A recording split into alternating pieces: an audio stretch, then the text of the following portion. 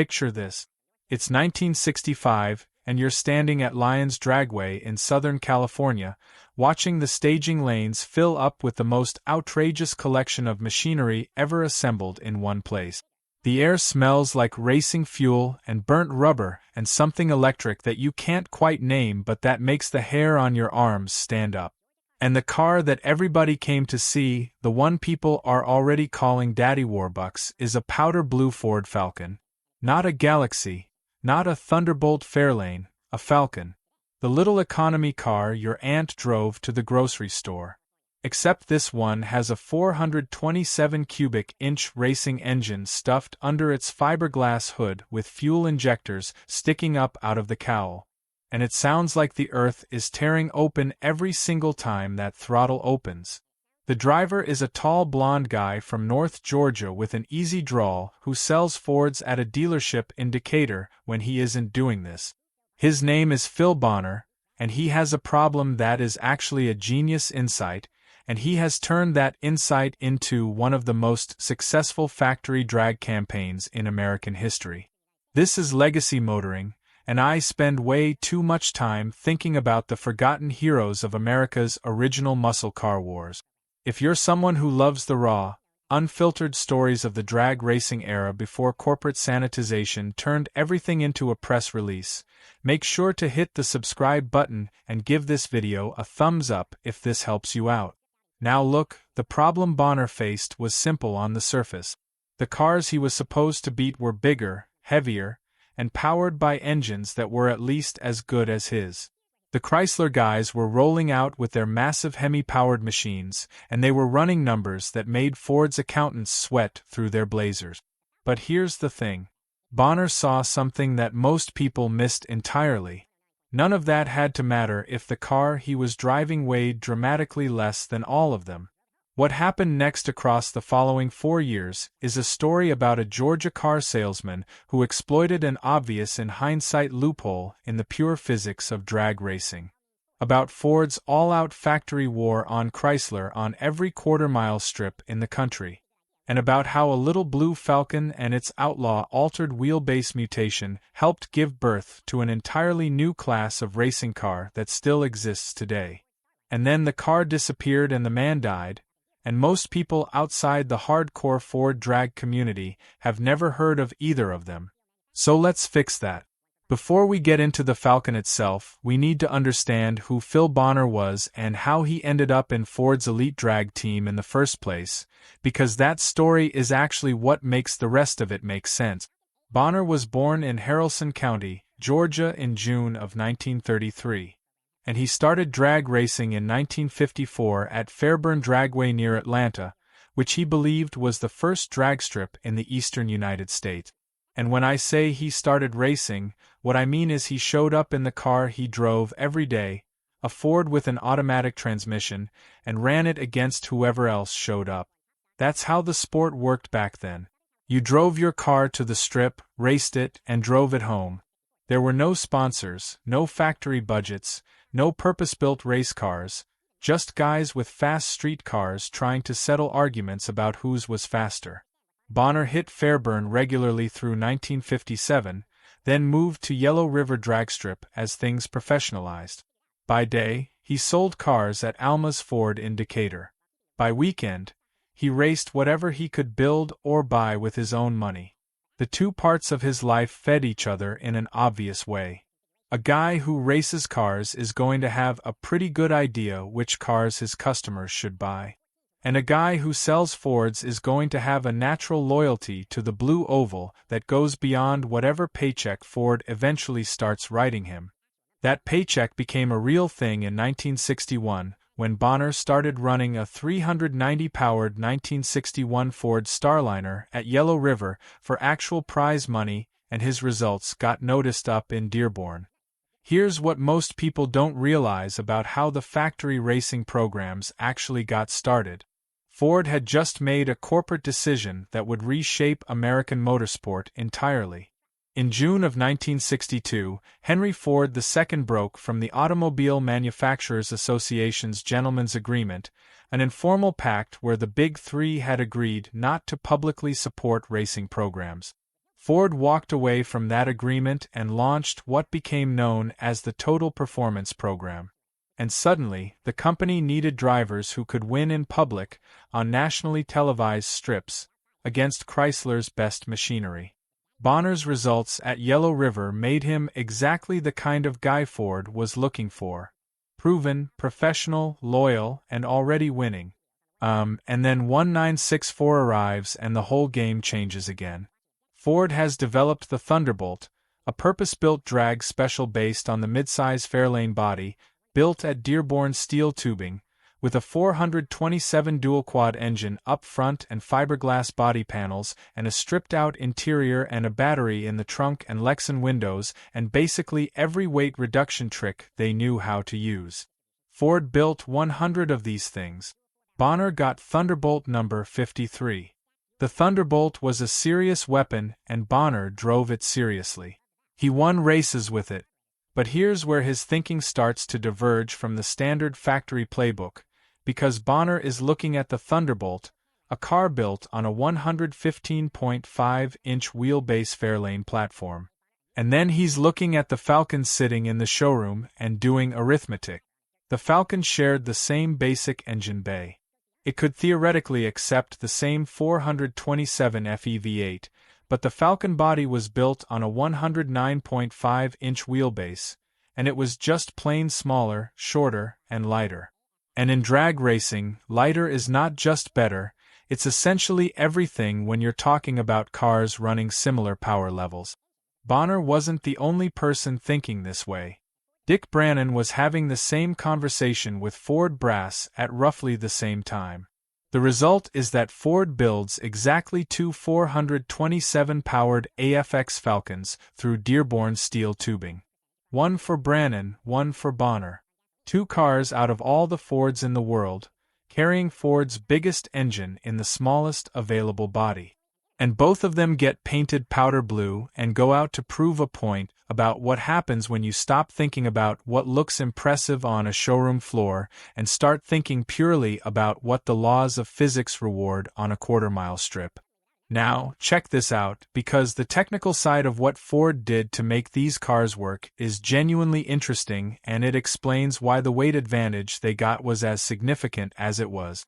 The Falcon AFX project took the standard 1964 Falcon Futura 2-door body and performed the same kind of radical diet that the Thunderbolt program had applied to the Fairlane.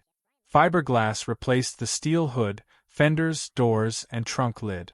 Lexan replaced the glass in the side and rear windows. The heater came out. The radio came out.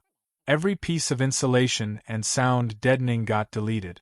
The battery got relocated to the trunk for weight transfer. The standard Falcon radiator got replaced with the lighter 6-cylinder unit, and the engine cooling was optimized around race use rather than daily driving. They threw away everything that didn't make the car faster and kept everything that did. The engine itself was the 427 FeV8 in high-riser configuration with dual 4-barrel Holley carburetors on a tall high-rise intake manifold. High-dome pistons pushed compression ratios between 12.7 and 14:1 depending on the specific build. Ford officially rated this engine at 425 horsepower for insurance reasons and public consumption, but in actual race preparation it was making somewhere between 500 and 600 horsepower. Nobody was confused about the actual number, even if the official number was polite fiction. The real figure lived on the timing slips and in the face of whoever was staged next to it. Behind the engine was a top-loader 4-speed manual backed by a Ford 9-inch rear axle, the same bulletproof hardware that was showing up in every serious Ford drag car of the era. The 9-inch rear was essentially the gold standard for strength, and the ability to swap gear ratios quickly was crucial for the match race circuit, where you might run different strips on consecutive nights with different track conditions. You needed a rear end that could take punishment repeatedly and could be reconfigured fast in a parking lot if you had to. Now, you might be thinking, well, okay, a lighter car is obviously better, I get that, but how much weight difference are we actually talking about here? And this is where it gets really interesting.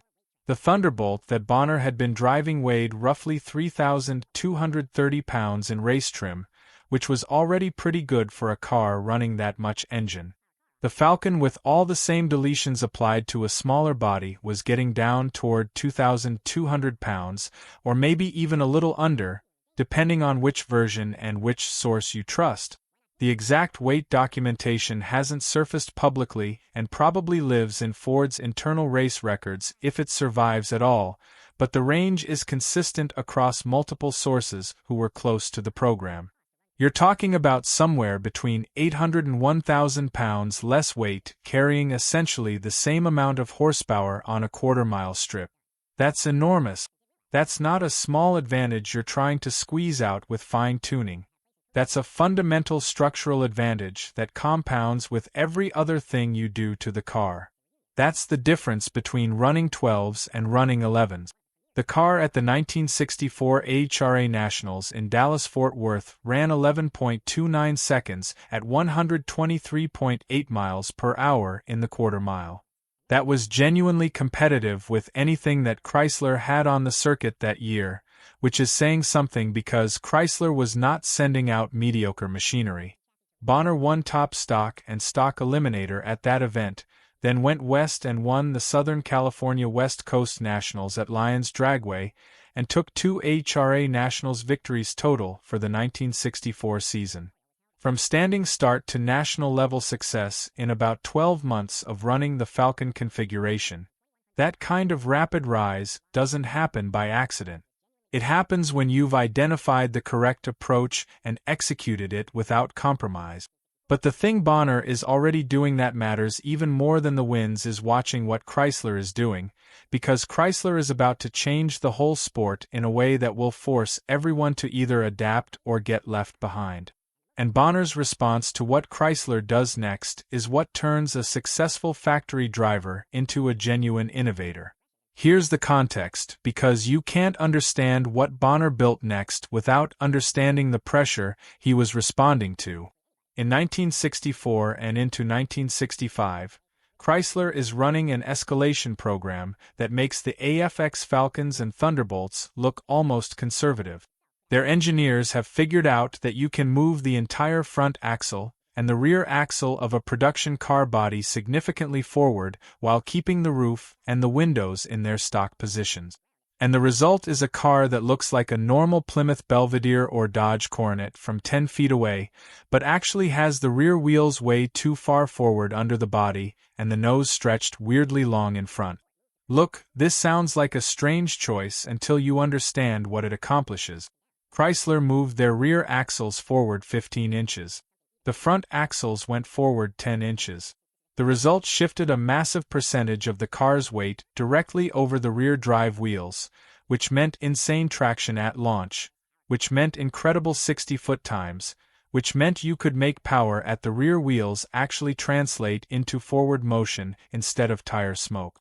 Physics doesn't care about what looks normal. Physics just rewards whatever configuration puts the most torque to the ground at the moment of launch. With their 426 Hemi carbureted, they were running 10.20 second quarters at 138 miles per hour. With Dearborn injection, it got down into the mid-nines at better than 140. These weren't experimental numbers whispered in backrooms. These were posted at national events in front of crowds and timing officials. The NHRA looked at all of this and said no. They imposed a 2% wheelbase alteration limit which effectively banned the most radical altered wheelbase cars from NHRA-sanctioned competition.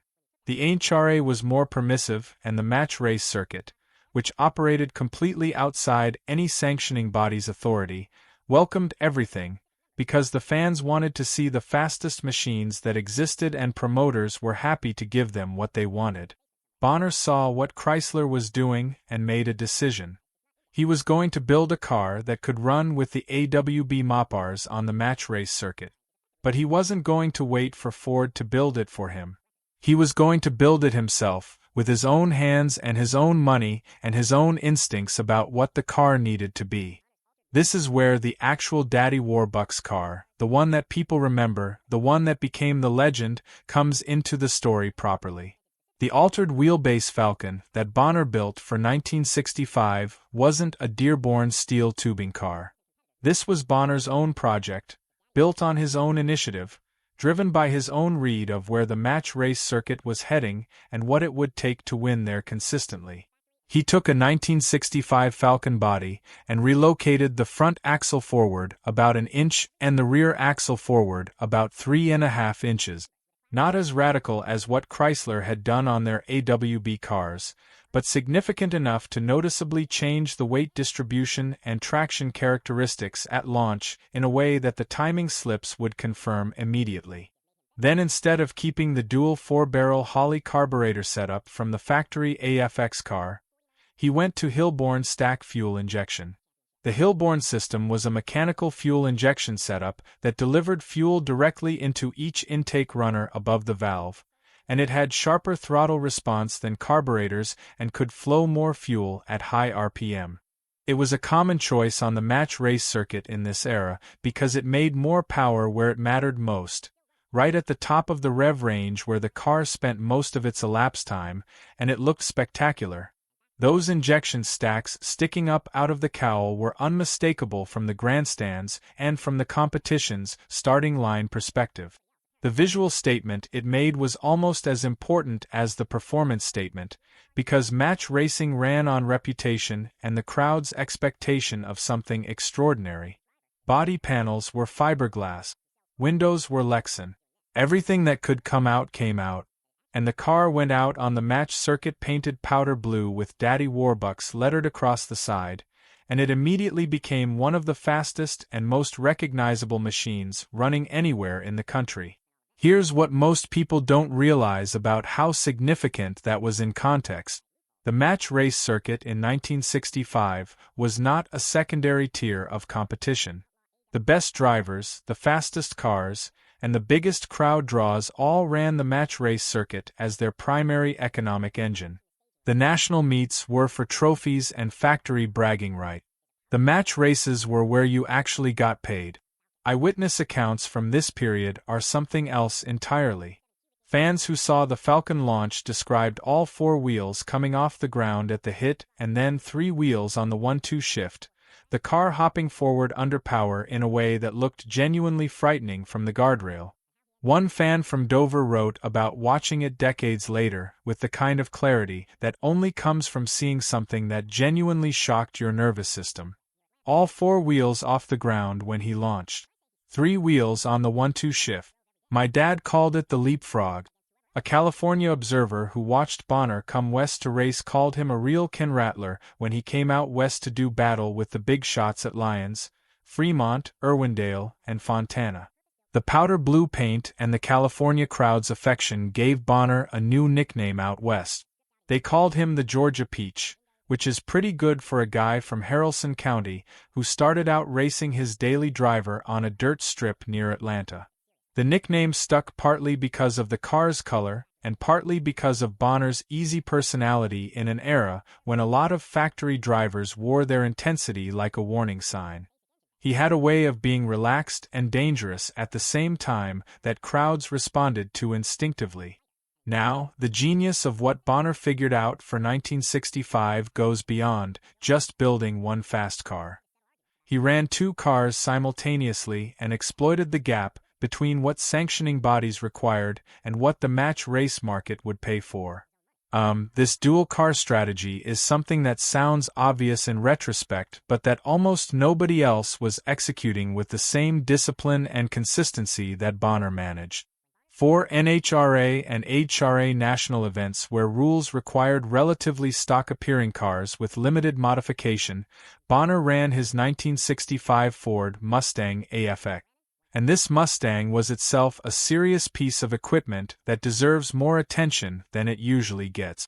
Ford built only 5 of these cars total and sold them to selected drivers for $1 each, with the condition that they be used exclusively for drag racing. The engine was the 427 SLHC, The single overhead cam version of the FE block that Ford developed specifically as a racing engine and which the NHRA and NASCAR had both banned from their competitions because it was never available in any production car in any meaningful sense. The SLHC made somewhere between 616 and 657 horsepower at the flywheel depending on tune, and it was built by Holman and Moody, whose shop costs for the work came to around $11,170 per car with about 80 hours of labor. The suspension had to be reworked to accept the wider engine. The stock McPherson strut up front got replaced with a torsion leaf arrangement that could actually fit the overhead cam head. It was a legitimately exotic piece of machinery dressed in a Mustang body. Bonner ran the SLHC Mustang at the events that required it. Then he put the outlaw AWB Falcon on a trailer and dragged it to every match race booking he could get, which was apparently quite a few because match racing in 1965 paid well if you were winning, and Bonner was winning constantly. Bang Shift's Brian Lones described the strategy exactly right. He'd run the Mustang at events that required legal cars and then pound on the match race Falcon multiple nights a week to pay the bills and stack away the cash. 6 nights a week sometimes, a different strip every night. Texas Wednesday, Thursday, California Friday, Saturday, Virginia Sunday, and somehow back to Georgia for the shop day. The logistics of running a national match race operation in 1965 before cell phones or reliable interstate highways were just grinding, hard physical work, and Bonner and his crew did it continuously across the entire racing season without the kind of support infrastructure that modern teams take completely for granted. The results from 1965 are almost hard to take seriously, because the number of events won across 2 different cars on 2 different circuits in different parts of the country is just relentless. 3 NHRA Nationals victories, the NASCAR Spring Championship in Richmond, the Cars Magazine Classic at Cecil County Dragway, the NASCAR Drag Race Division Super Stock Championship in Dania, Florida, and somewhere in there he rattled off 49 consecutive race wins. Not 49 wins in a season on different tracks in different conditions. Just didn't lose for a stretch long enough that even in a sport where the best cars win most of the time, it stands out completely. The overall career win percentage across everything Bonner raced is documented as roughly 85% on gasoline and around 60% on nitromethane. He raced more than 600 times across his career. Those numbers aren't padded by running against weak fields at small local strip. This is a guy who raced nationally against the best cars Ford's biggest rivals were fielding. And then there's the Richard Petty match race, which is one of those intersections of completely different racing worlds that you could not have scripted if you tried. In 1965, NASCAR banned the Chrysler Hemi from Grand National competition, citing the engine's lack of availability in any actual production vehicle as the official justification. Chrysler responded by pulling their factory cars from NASCAR entirely for most of the season, which meant Richard Petty, who was running a factory-backed Hemi Barracuda, was suddenly without a NASCAR schedule and looking for somewhere to run a car that was frankly too fast for the road courses and superspeedways where it was being pointed. So he went drag racing, and he ended up at Union Hill Dragway in Nashville, Tennessee, running his Hemi-powered Barracuda 43 Jr. against the match race circuit regulars who were the dominant force in that world. Bonner was one of them. Bonner beat him. The guy who would eventually win 7 NASCAR championships, the guy whose name is synonymous with winning in American motorsport, got beaten in a match race at a Tennessee drag strip by a car dealer from Decatur, Georgia, who had stuffed a Ford 427 into a powder blue Falcon. That's the kind of story that would be hard to believe if it weren't documented, and it tells you something essential about how competitive Bonner actually was when the caliber of the competition was at its absolute highest. Here's what most people don't realize about that particular moment. Petty wasn't a drag racing novice slumming in a foreign discipline. He was a genuinely accomplished driver running genuinely sophisticated machinery in a format that his team had prepared for seriously. The Hemi Barracuda was not a joke. It was a purpose-prepared machine from one of the most successful racing operations in the country. And Bonner beat it clean. That's not luck. That's a driver and a car that were operating at the top of the possible performance range for that configuration and that era. Let's talk about the competition side of this in more depth, because it helps explain why Bonner's approach was as smart as it was and why the Falcon specifically was the right car for the moment and the right car for the man. The Ford-Chrysler war in drag racing during the mid-60s was ferocious on a scale that's hard to convey now, when factory involvement in motorsport is carefully managed and brand strategized and run through multiple layers of corporate approval. Back then it was raw and direct and personal in a way that made every timing slip feel like a referendum on which company built better cars. General Motors had voluntarily stepped back from factory racing support. They were worried about antitrust action given that they held something like 53% of the American car market at the time, and the last thing they wanted was congressional scrutiny of how they were spending money on activities that didn't directly help consumers. So with GM mostly sidelined, the fight on the drag strips was essentially Ford versus Chrysler, and both companies were spending serious money to win it in front of paying crowds. On the Ford side, you had the entire total performance machine running at full capacity. The factory team drivers like Bonner and Brannon and Rhonda and Ritchie running on allowances and receiving factory cars and parts and support from the Dearborn engineering staff. Holman and Moody building the exotic stuff like the SLHC Mustangs. Dearborn steel tubing handling the volume production lightweight. The whole program ran through Dick Brannon's office and it was coordinated in a way that looks remarkably professional for 1964 and 1965 drag racing, where most operations were still essentially one guy in a truck and whatever tools fit in the bed. On the Chrysler side, you had the Hemi in two configurations. The Street 426 that went into production cars and the race Hemi that was essentially a related but distinctly different engine with larger ports and different heads and a purpose-built induction system that breathed in a fundamentally different way from anything available over the counter. And you had the altered wheelbase campaign that produced those wild-looking Plymouth Belvederes and Dodge Coronets with the rear wheels pushed forward under the body in a way that made them look like they'd been involved in an accident that somehow made them faster rather than slower. Chrysler's AFX competitors included drivers like Ronnie Sox and Dick Landy and Arnie Beswick, and they were fast in a way that demanded respect and a response.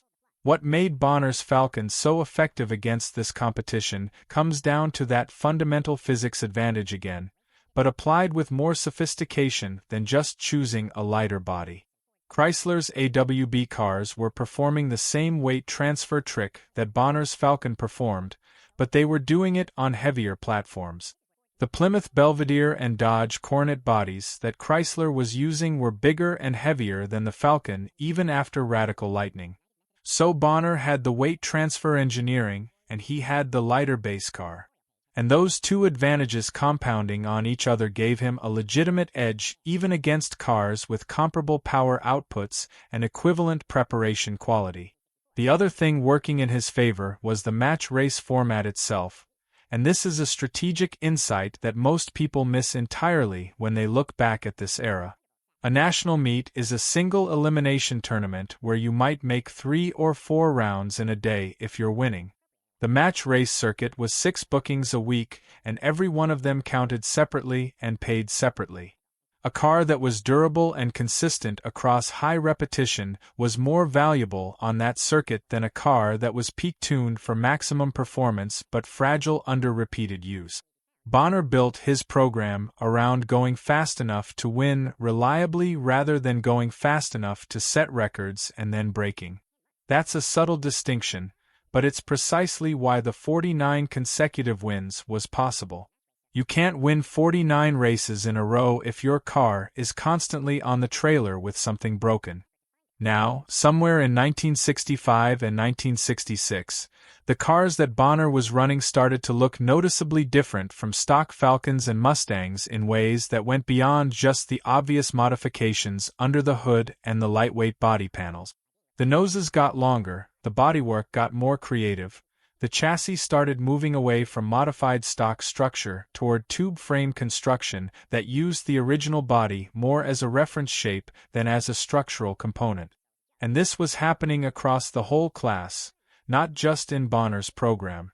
Everybody running altered wheelbase AFX cars was making the same evolution at roughly the same pace, because the physics kept pointing in the same direction relentlessly. Here's the thing about how that evolution worked mechanically. You want more weight transfer at launch because weight transfer equals traction and traction equals elapsed time. The way to get more weight transfer is to move the front axle farther forward, shifting more of the car's static weight toward the rear. When you move the front axle farther forward, the nose gets longer. A longer nose needs more structural support, and the stock unibody sheet metal isn't designed for the loads you're putting through it when you launch a 500 horsepower car off a drag strip with maximum aggression. So you start reinforcing it with steel tubing welded to the existing structure. Then you realize the reinforcement is getting complicated enough that you might as well just build a proper tube frame and attach the body on top of it. And once you've done that, the body is no longer structural at all. It's just bodywork. And if it's just bodywork, why does it have to open like a stock car? Why not hinge it at the back and flip it forward so you can access the whole engine and drivetrain at once for faster maintenance and quicker turnaround between rounds? That's the funny car. That's the direct evolutionary line. And Bonner was right in the middle of it happening in real time, contributing to the process with every modification he made and every decision about where the Falcon structure needed to go next to support more power and more traction and more speed. By 1967, he was running purpose-built cars that had left most of their connection to the original Falcon or Mustang behind while still carrying their general shape as a visual reference. He won 2 NHRA Fuel Funny Car Championships that year and recorded 157.34 miles per hour at the Miami Dragway Funny Car Championship. The speeds were climbing into territory that made the cars genuinely dangerous in ways that the sport was only beginning to figure out how to manage properly with fire suppression systems and roll cage design and driver protection equipment. This is where it gets really interesting from a historical perspective, because the cars Bonner was running in 1967 represent the transitional moment between the AFX factory stockers of 1964 and the fully developed professional funny car class that would emerge in the early 70s as one of the sport's premier categories. He didn't just participate in that transition. He was one of the people who defined what the intermediate steps looked like, which means every funny car that came after carries some genetic trace of the decisions Bonner made on the match race circuit when the rules were still being written by whoever showed up with the fastest machine. By 1968 and into the 1969 season, the flip-top funny car was fully established as the machine the crowd came to see at every major national event, and Bonner was building right along with the class's development. For 1969, he commissioned a flip-top Ford Torino funny car on a Loggy chassis. Loggy being one of the premier chassis builders of the era, whose work set the standard for structural integrity and geometry that other builders measured themselves against. By every account, it was a proper state-of-the-art machine, ready to run at the top level of a class that was now drawing 40 cars to every major national event and generating the kind of fan enthusiasm that television executives were starting to notice. Then Ford pulled the plug. Henry Ford II had been the guy who broke the AMA agreement in 1962 and launched Total Performance, and now the economics of the late 60s had him making fundamentally different decisions about where the company's resources went. The Vietnam War economy, the federal safety and emissions regulations coming down from Washington, the insurance crisis that was strangling young buyers out of the muscle car market entirely, all of it combined to make factory racing support look like an expensive luxury that the spreadsheets couldn't justify anymore. Ford's racing budget got cut dramatically across all disciplines simultaneously. Factory support for drag racing ended without much ceremony. And Bonner, who had been running on Ford's money and Ford's parts and Ford's infrastructure for the better part of a decade, was suddenly looking at a loggy chassis Torino funny car that he'd have to run out of his own pocket if he wanted to run it at all, at a moment when the costs of competing at the top level of the class were rising faster than any private operator could realistically absorb. He decided not to. He sold the Torino without ever racing it and walked away from the sport entirely. And this is worth pausing on for a moment, because it says something important about who Phil Bonner actually was beneath the racing accomplishment. A lot of guys in his position would have tried to keep it going by any means available. They'd have found sponsors or run a lower-budget operation or borrowed money or done whatever it took to stay connected to the thing that had made them famous and that represented the peak of what they'd built with their own effort. Bonner looked at what it would cost to run competitive at that level without factory backing and decided the math didn't work and retired cleanly. That's a cold-eyed, pragmatic decision from a guy who had been a businessman his entire life alongside being a racer. He wasn't going to throw good money after bad on a venture the numbers didn't support. He was done, and he was done on his own terms. He went back to the car business and did well at it, which surprised nobody who understood that the same instincts that made him a successful racer made him a successful businessman. He flew private airplanes, which he'd apparently been interested in for some time parallel to the racing career. He eventually settled in Dahlonega, Georgia, and later had a place in Costa Rica where friends would visit and have breakfast by the pool and smoke cigars and presumably talk about the old days on the Strip in the way that people do when the thing they remember together was genuinely worth remembering. He came back to the racing world for nostalgia events and reunions and NHRA Nationals appearances through the years and was received by the hardcore Ford community with genuine warmth and affection, because the people who knew that era knew exactly what he'd accomplished and understood that it hadn't happened by accident. He died on November 10, 2014 in Dahlonega at 81 years old following a sudden illness. His memorial was held at Midway United Methodist Church in Alpharetta, Georgia, and his obituary asked for donations to Wounded Warriors or the ALS Association. His Facebook memorial page has more than 2,100 followers, which in the context of a niche motorsport community honoring a driver whose peak years were 5 decades earlier is actually a remarkable number. The drag racing community felt the loss in the way they always feel the loss of someone who was genuinely present for the pivotal years and who carried the specific knowledge of how it actually felt from the inside. What happened to the cars is a complicated answer that reflects the brutal economics of racing machinery in an era before preservation became a cultural priority in the sport. The Thunderbolt number 53, the one Bonner had raced so successfully in 1964, had its own remarkable afterlife that took decades to resolve properly.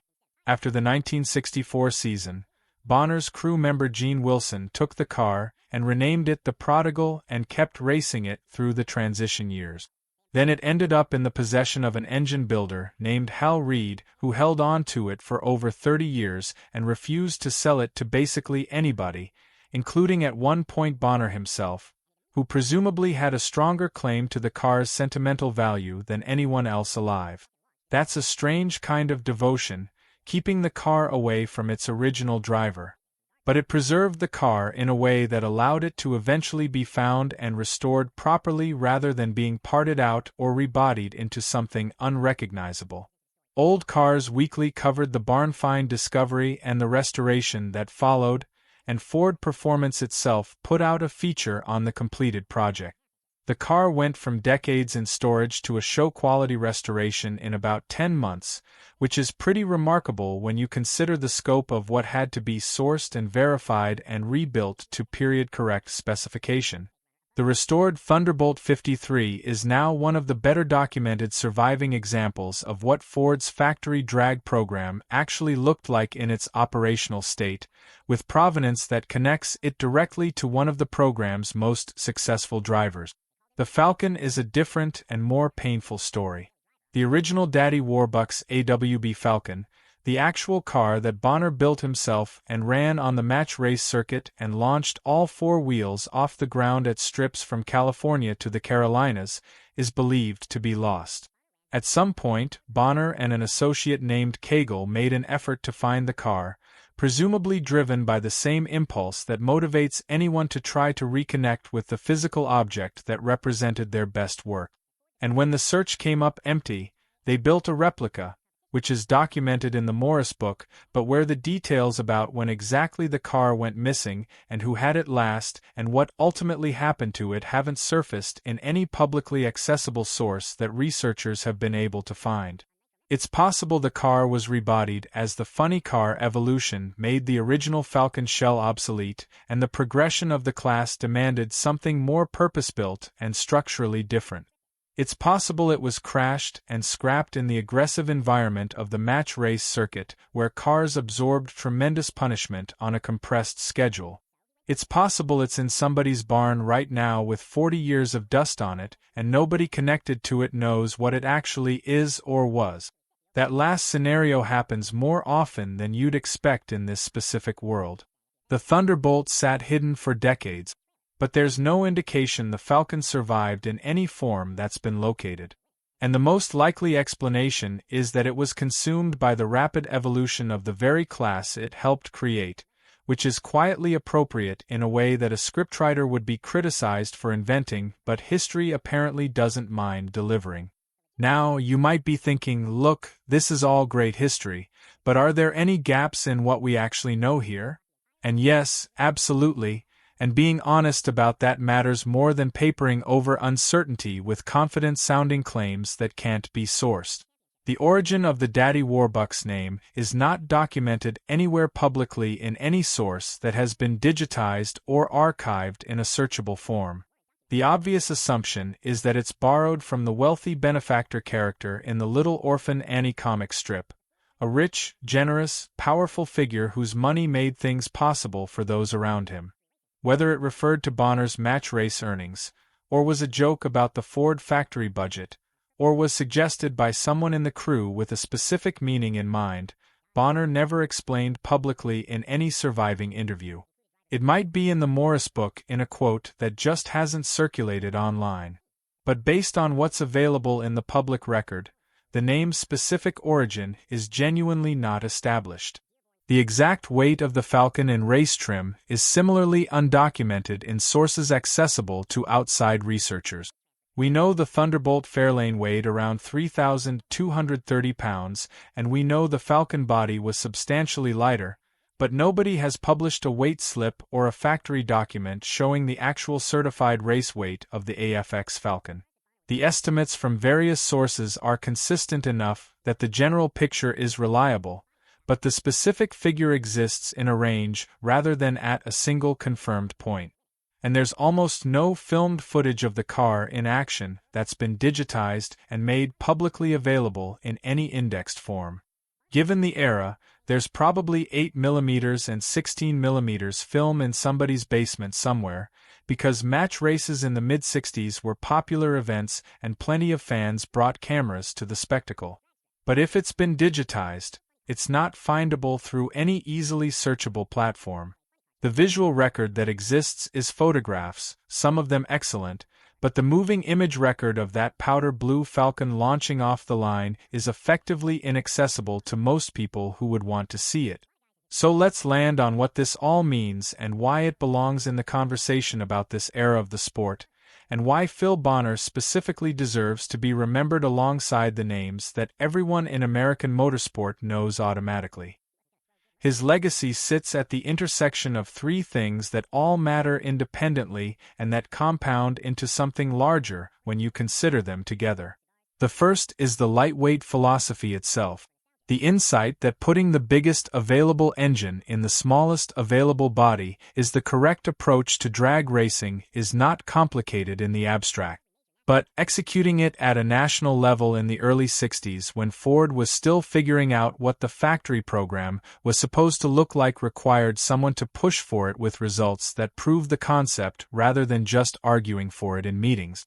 The AFX Falcons and the two-car strategy that Bonner ran in 1965 demonstrated concretely and publicly what was possible when you took that approach seriously and built around it with discipline. Every team that came after in funny cars and top fuel and pro stock and every other class inherited some version of the same fundamental principle. The second is the funny car genesis. Bonner's altered wheelbase Falcon didn't create the funny car class by itself, and claiming it did would be oversimplifying a genuinely complex collective evolution. The AWB Mopars and Jack Chrisman's Blown Comet and a dozen other cars were all pushing in the same direction simultaneously from different starting points. But Bonner's machine is a direct ancestor, documented specifically by sources that track the class's evolution with the kind of detail that establishes clear lineage rather than suggestive proximity. And the fact that he was running one of only two 427 Falcons in existence gave the car a visibility and a symbolic weight it wouldn't have had if there had been 20 of them scattered across different programs.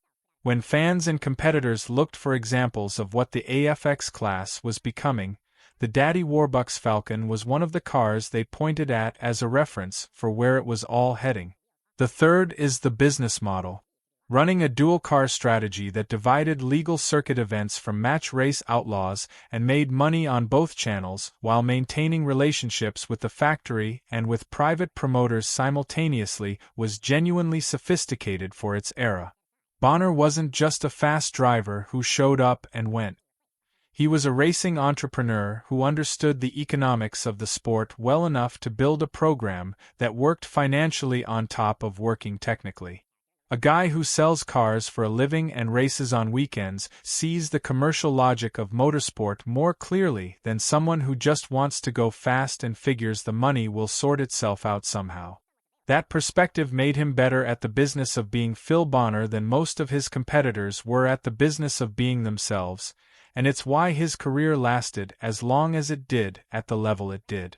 600 races, 85% win rate on gasoline, 49 consecutive wins at one stretch, 2 NHRA Fuel Funny Car Championship, a NASCAR win against the driver who would eventually claim 7 championship, Hall of Fame inductions in 1995 and 2007, a Facebook memorial page where people still post decades after his death, and a car that's probably gone, but that everybody who saw it launch at Lyons or Yellow River or Cecil County or Miami Dragway remembers with a clarity that suggests it made an impression that simple winning never quite explains by itself. There's a model kit of it. There's diecast in 1:18 and 1:64 scale. There's a limited edition art print of Bonner vs. Brannan that sold out in a run of 350. These are the artifacts of a car and a driver that mattered enough that people wanted to hold something that referenced them even when the real thing was gone and the man himself was no longer around to sign it. The best single source on Bonner's career is Charles Morris's book, Ford Drag Team, published in 2011. Morris sat down with Bonner in person and got the extended interview that nobody else apparently managed in any format that's been publicly preserved. And the book includes over 400 photographs from the era that put faces and machines to the events that the timing slips recorded. If you want to go deep on this specific piece of American motorsport history, that's where to go. Phil Bonner was a Georgia car salesman who figured out that the Falcon was the right car to put Ford's biggest engine into, and then went out and proved it 600 times over across one of the most competitive eras in drag racing history. The car is gone. The man is gone. But the class of racing car that the Daddy Warbucks helped create is still running every weekend at tracks all over this country. And the drivers behind the wheel of those modern funny cars are racing in a tradition that runs directly back through the mid-60s factory wars, and back through a powder blue Falcon on a Southern California drag strip, to a car salesman from Haralson County, Georgia, who knew that lighter is faster and was willing to prove it in front of anybody who showed up to watch.